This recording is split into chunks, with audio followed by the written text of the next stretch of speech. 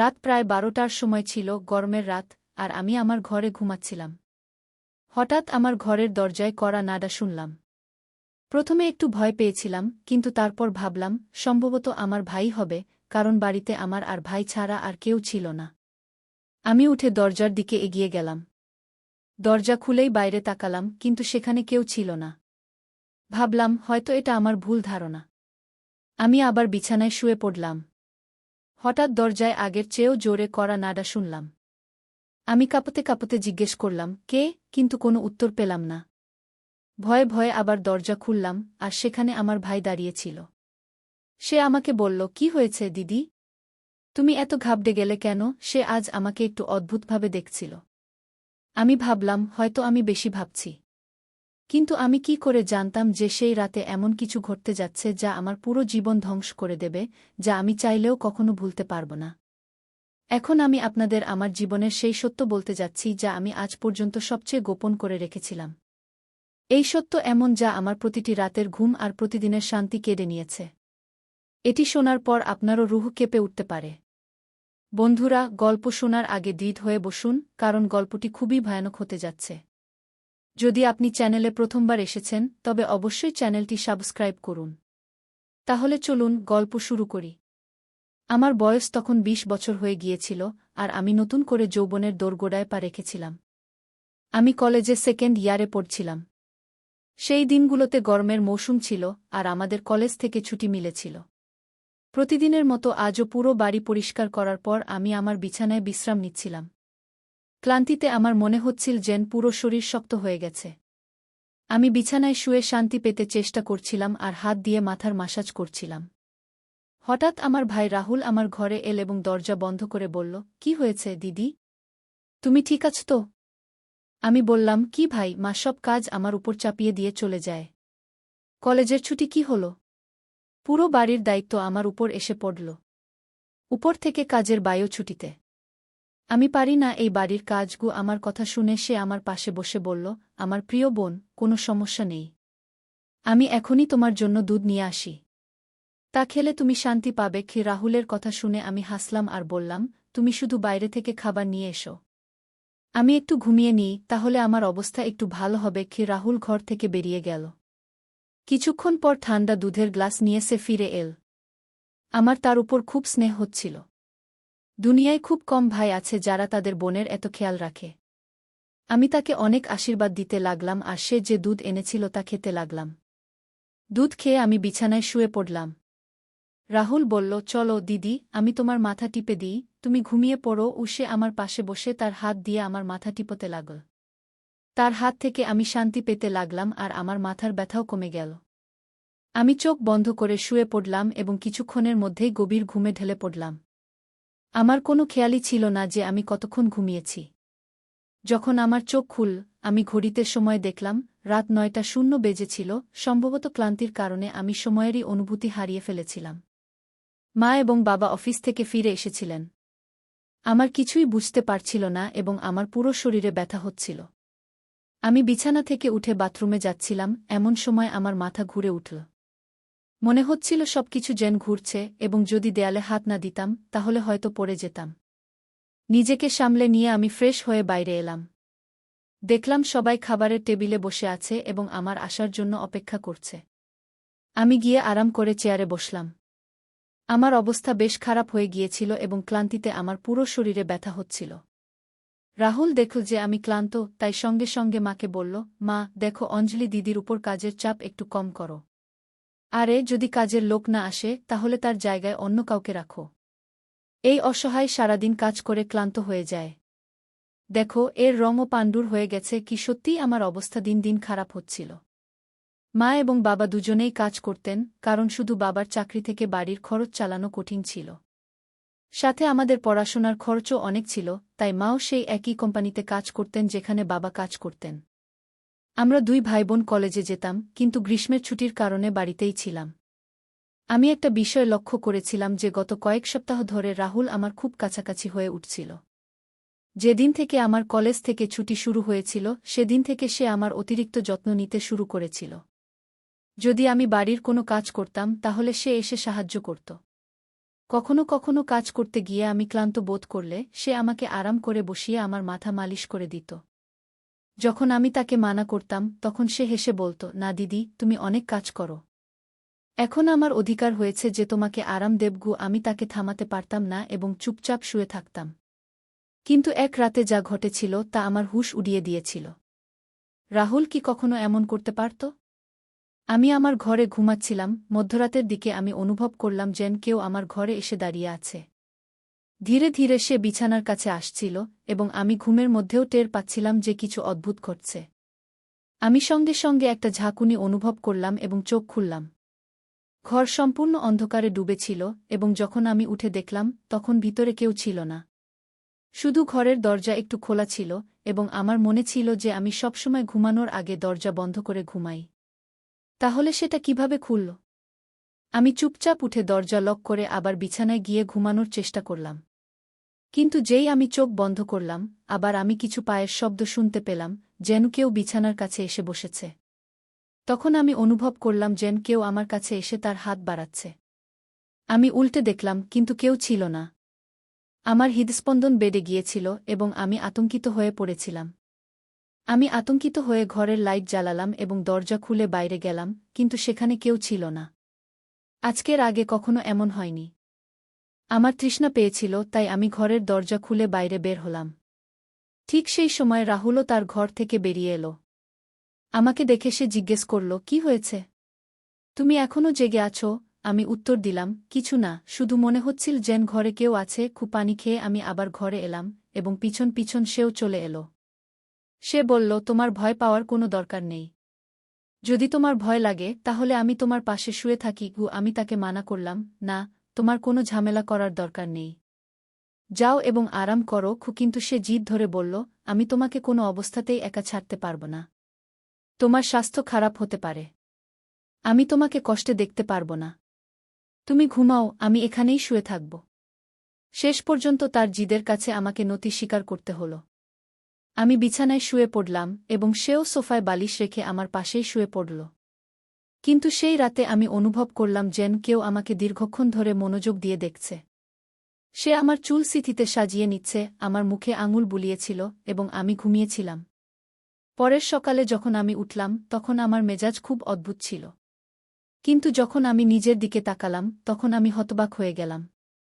ভাগ্যিস আমি নিজেকে দোপাট্টা দিয়ে ঢেকে রেখেছিলাম। আমার শার্ট এলোমেলো হয়ে গিয়েছিল।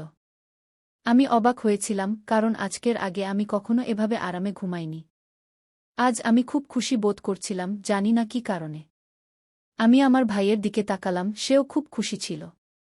আমি তাকে জিজ্ঞেস করলাম, তুমি আজ এত খুশি কেন? সে বলল, যার তোমার মতো বোন আছে সে কেন খুশি হবে না?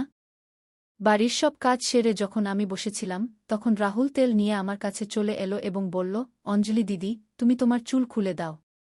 আমি তোমার মাথায় মালিশ করে দিচ্ছি গু। তার আচরণ আমার কাছে কিছুটা অদ্ভুত লাগছিল। আমি বললাম, এটা তোমার কাজ নয়, যাও পড়াশোনা করো। আমার মালিশের দরকার নেই কিন্তু সে আমার কথা শুনল না এবং নিজে থেকেই আমার চুল থেকে কাঁচি সরিয়ে বলতে লাগল, আপনি নাখিরা করবেন না। ভাগ্যবানদেরই এমন ভাই মেলে। যখন আপনার ভাই আপনার সুন্দর রেশমি চুলে মালিশ করতে চায় তখন আপনার কি সমস্যা হতে পারে? আসুন, আমি আপনার মাথার মালিশ করে দিচ্ছি, আপনি অনেক সুখ পাবেন গু। সে আমাকে উঠিয়ে ঘরে নিয়ে গেল। আমি বালিশে মাথা রেখে শুয়ে পড়লাম। আমার চুল বিছানা থেকে নিচে ঝুলছিল। সে আমার পাশে বসে আমার চুল মালিশ করতে লাগল। রাহুল আমার থেকে 1 বছর ছোট ছিল, কিন্তু আমাকে নাম ধরে ডাকত। সে বলত, আপনি এত সুন্দর যে আপনাকে দেখলে মনে হয় আপনি সব সময় এভাবেই হাসবেন আর আমি আপনার সুযোগ নিতে থাকব। সে আমার মাথা মালিশ করছিল আর তার হাতে যেন জাদু ছিল। আমি এত মজা পেলাম যে ঘুমের রাজ্যে হারিয়ে যেতে লাগলাম। তেলের গন্ধ ছিল অসাধারণ।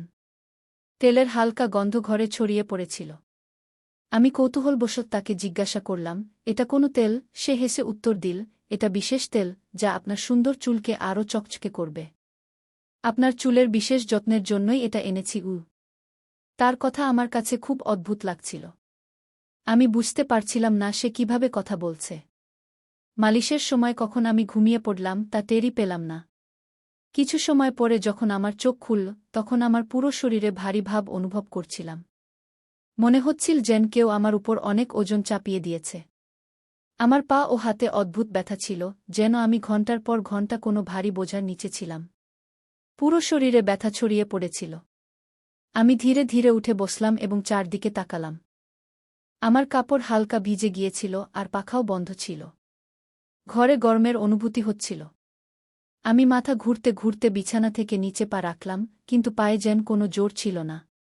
আমি আমার ভাইকে দেখলাম, যে শান্ত ও স্বাভাবিক দেখাচ্ছিল। কিন্তু এসব কি হচ্ছে আমি বুঝতে পারছিলাম না। খুব কষ্টে নিজেকে টেনে আমি বাথরুমে পৌঁছলাম এবং ফ্রেশ হয়ে এলাম। আয়নায় নিজের অবস্থা দেখে মনে হলো যেন আমি সারারাত ঘুমানোর বদলে কোনো কঠোর পরিশ্রমের কাজে লেগেছিলাম। যখন আমি ঘর থেকে বের হলাম তখন হালকা ফিসফিস শব্দ শুনতে পেলাম। মনে হচ্ছিল যেন কেউ কারো সাথে কথা বলছে। ঘরে আমার ও রাহুল ছাড়া আর কেউ ছিল না। তাহলে সে কার সাথে কথা বলছিল? তৃষ্ণার কারণে আমি প্রথমে কিচেনে পানি পান করতে গেলাম, কিন্তু তখন পর্যন্ত আওয়াজ বন্ধ হয়ে গেছিল। যেই আমি কিচেনের দরজার কাছে পৌঁছলাম, রাহুল বসার ঘর থেকে বের হতে দেখলাম। তার হাতে অনেক নোটের বান্ডিল ছিল, আর তার মুখে একটা অদ্ভুত হাসি ছিল। আমার কপালে ভাঁজ পড়ে গেল।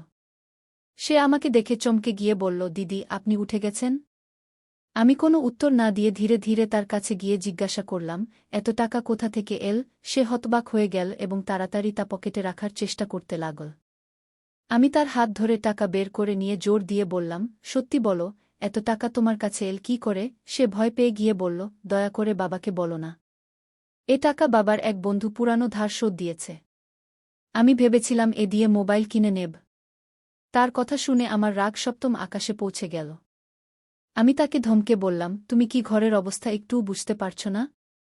মা বাবা দুজনেই কত কষ্ট করছেন, আর তুমি এ টাকা দিয়ে মোবাইল কিনতে চাও? সে লজ্জিত হয়ে টাকা আমার হাতে দিয়ে দিল।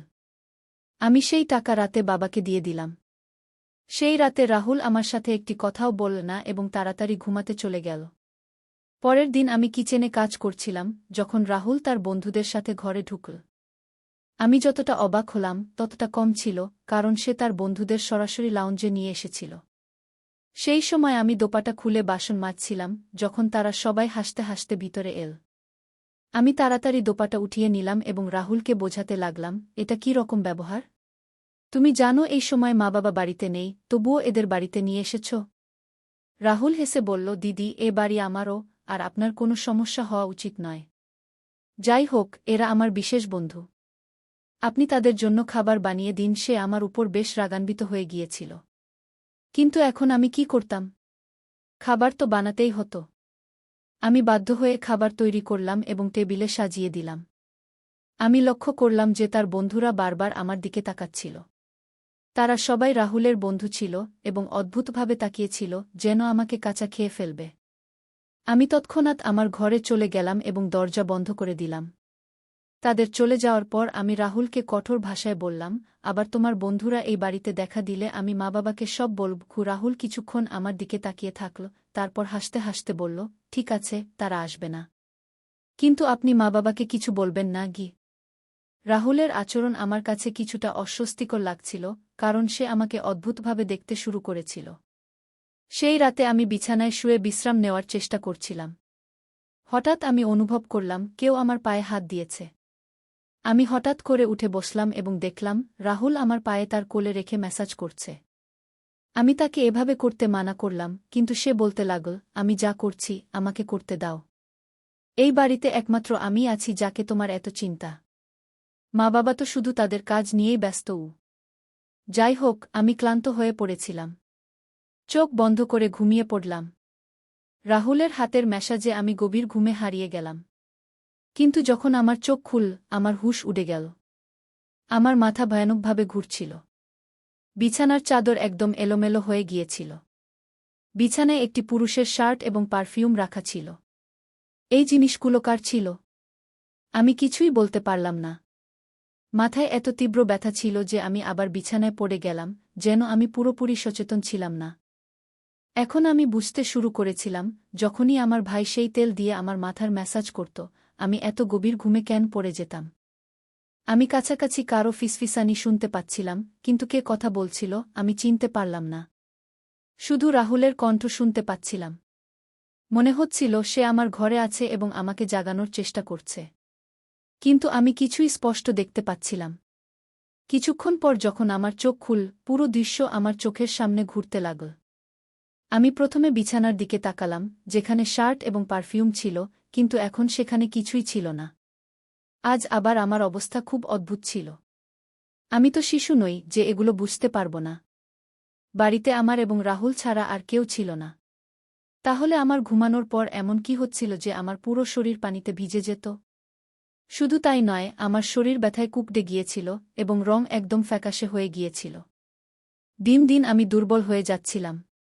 সেদিনও রাহুল আমার কাছাকাছি আসার চেষ্টা করছিল, কিন্তু আমি কোনো অজুহাত দিয়ে আমার ঘরে চলে এলাম। মাথায় অদ্ভুত সব চিন্তা আসতে শুরু করেছিল। স্বাস্থ্যও বেশ খারাপ ছিল। মা আমার অবস্থা দেখে জিজ্ঞেস করল, কি হয়েছে? তুমি ঠিক দেখাচ্ছ না। গিয়ে আমি কিছু বললাম না। মা বললেন পরের দিন তিনি আমাকে ডাক্তারের কাছে নিয়ে যাবেন। সেই রাতে আমি বারবার উঠছিলাম এবং ঠিকমতো ঘুমাতে পারছিলাম না। পরের দিন আমার মা-বাবা রোজের মতো তাদের কাজে চলে গিয়েছিলেন। তাদের হয়তো আমার কোনো খবরই ছিল না। আমি নিজেই ডাক্তারের কাছে গেলাম, যেখানে আল্ট্রাসাউন্ডে জানা গেল আমি গর্ভবতী। আমার পায়ের নিচ থেকে মাটি সরে গেল। শেষ পর্যন্ত এটা আমার সাথে কে করতে পারে? রাহুল আমার ভাই ছিল। কিন্তু তারপর আমার মাথায় এল সে আমার সৎ ভাই। সে মায়ের দ্বিতীয় বিয়ের সন্তান, আর আমি ছিলাম তাদের প্রথম বিয়ের সন্তান। এ ধরনের চিন্তাটাই আমাকে ভুল পথে নিয়ে যাচ্ছিল। বুঝতে পারছিলাম না কিভাবে মা-বাবাকে এটা বলবো। রাহুল আমার সৎ ভাই, যখন আমার পাশে বসত, কখনো আমার হাত ধরে রাখত, কখনো গাল টেনে ধরত। তার আচরণ আমাকে বিব্রত করছিল, কিন্তু আমি তাকে কিছু বলতে পারছিলাম না। আমার মাথায় শুধুই এক প্রশ্ন ঘুরছিল, শেষ পর্যন্ত আমার সাথে এটা কে করতে পারে? তারপর একদিন আমি আমার ঘরে মোবাইলের ক্যামেরা ফিট করে রেখেছিলাম, যাতে সত্য সামনে আসে। সেই দিন আমাদের মা-বাবা বাড়িতে ছিলেন না। রাহুল আবার আমার কাছে এল এবং আমার মাথার ম্যাসাজ শুরু করল। আমি পুরো চেষ্টা করলাম যেন না ঘুমাই। কিন্তু সেই তেল এত অদ্ভুত ছিল যে আমি তার গন্ধে অজ্ঞান হয়ে গেলাম। 1 ঘণ্টা পর যখন আমার চোখ খুল, মা-বাবা বাড়ি ফিরে এসেছিলেন। আমি প্রথমে ক্যামেরার রেকর্ডিং দেখলাম। যা দেখলাম তা আমার হুঁশ উড়িয়ে দেওয়ার জন্য যথেষ্ট ছিল। রাহুল আমার ঘরে তার বন্ধুদের নিয়ে আসত, যারা আমার সাথে খারাপ আচরণ করত। তারপর তাদের কাজ শেষ হলে তারা রাহুলকে টাকা দিয়ে চলে যেত। যখন আমি এই সত্য জানতে পারলাম, আমি সম্পূর্ণ ভেঙে পড়লাম। রাগে আমি আমার ঘর থেকে বেরিয়ে এলাম এবং রাহুলের গলা ধরে থাপ্পড় মারতে শুরু করলাম। আমার চিৎকার শুনে মা-বাবাও সেখানে চলে এলেন। বাবা আমার হাত ধরে রাগে বললেন, কি হয়েছে? তুমি তাকে কেন মারছ? হুঁশে আছো? পাগল হয়ে গেছ? আমি কাঁদতে কাঁদতে ভিডিওটি দেখালাম যে এই নীচ মানুষটি আমার সাথে কি করছিল। ভিডিও দেখার পর মা অজ্ঞান হয়ে মাটিতে পড়ে গেলেন। এটি দেখে বাবাও প্রচণ্ড রাগান্বিত হলেন। তিনি রাগে রাহুলকে ধরে ফেললেন এবং তাকে মারতে শুরু করলেন। তার মুখ ও নাক থেকে রক্ত পড়ছিল। রাহুল রাগে বলল, আমি তাকে কখনোই নিজের বোন হিসেবে ভাবিনি। আমার টাকার প্রয়োজন ছিল, লোকেরা এর জন্য লক্ষ লক্ষ টাকা দিতে প্রস্তুত ছিল। আমার প্রয়োজন মেটাতে আমাকে এই পদক্ষেপ নিতে হয়েছে। আমি কান ঢেকে শুধু কাঁদতে লাগলাম। বাবা তাকে এত মারলেন যে সে রক্তাক্ত হয়ে গেল, কিন্তু কোনোভাবে নিজেকে ছাড়িয়ে সে বাড়ি থেকে পালিয়ে গেল এবং আর কখনোই সেই বাড়িতে ফিরে আসেনি। এই ঘটনা ভুলে যাওয়া তো দূরের কথা, এটি স্মরণ করলেই আজও আমার রুহ কেঁপে ওঠে। ভাই সেই হয় যে তোমার নিজের রক্তের সম্পর্কের হয়। কোনো অপরিচিত পুরুষের হাতে তোমার মেয়েকে ছেড়ে দেওয়া একটি বড় ভুল হতে পারে, কারণ কিছু শয়তানি চিন্তার মানুষ সব সময় এই সুযোগ খোঁজে যে কখন তারা কোনো নির্দোষের ইজ্জত নষ্ট করতে পারে। আমার ভিডিও দেখার সকল দর্শকদের কাছে আমার অনুরোধ, তোমাদের বোন বা মেয়েদের কখনোই কোনো অপরিচিত পুরুষের হাতে একা ছেড়ে দিও না। শুধু মেয়েদের লালনপালন করো না, তাদের স্বাবলম্বী ও আত্মরক্ষায় সক্ষম হওয়া শেখাও। এই পুরো ঘটনায় তোমরা কার ভুল মনে কর? আমাদের বাবা-মায়ের, যারা টাকা কামানোর চেষ্টায় আমাদের দিকে কখনোই মনোযোগ দেননি, নাকি আমার, যে তার সৎ ভাইকে নিজের চেয়েও বেশি বিশ্বাস করত, নাকি এই সমাজের, যে মেয়ে দুর্বল ও অসহায় মনে করে? তোমাদের মতামত আমার জন্য খুব গুরুত্বপূর্ণ। কমেন্ট বক্সে অবশ্যই বলো যে এই পুরো ঘটনায় তোমরা কাকে ভুল মনে কর। আমি আমার গল্প তোমাদের সাথে শেয়ার করছি যাতে এটি অন্য কারো জন্য একটি শিক্ষা হতে পারে। এটি শুধু একটি ঘটনা নয়, একটি সতর্কতা যে আমাদের সবাইকে সতর্ক থাকতে হবে। যদি তোমরা আমার এই গল্পটি পছন্দ কর এবং মনে কর যে এটি শুনে অন্য কেউ সচেতন হতে পারে, তবে এটি অবশ্যই শেয়ার করো। যদি তোমরা এমন আরও গল্প শুনতে চাও যা বিনোদনের পাশাপাশি একটি বার্তাও দেয়, তবে আমার চ্যানেলটি সাবস্ক্রাইব করো। বেল আইকন টিপতে ভুলো না যাতে তোমরা আমার প্রতিটি নতুন গল্প সময়মতো পেতে পার। কাল আবার দেখা হবে একটি নতুন গল্প নিয়ে। ধন্যবাদ।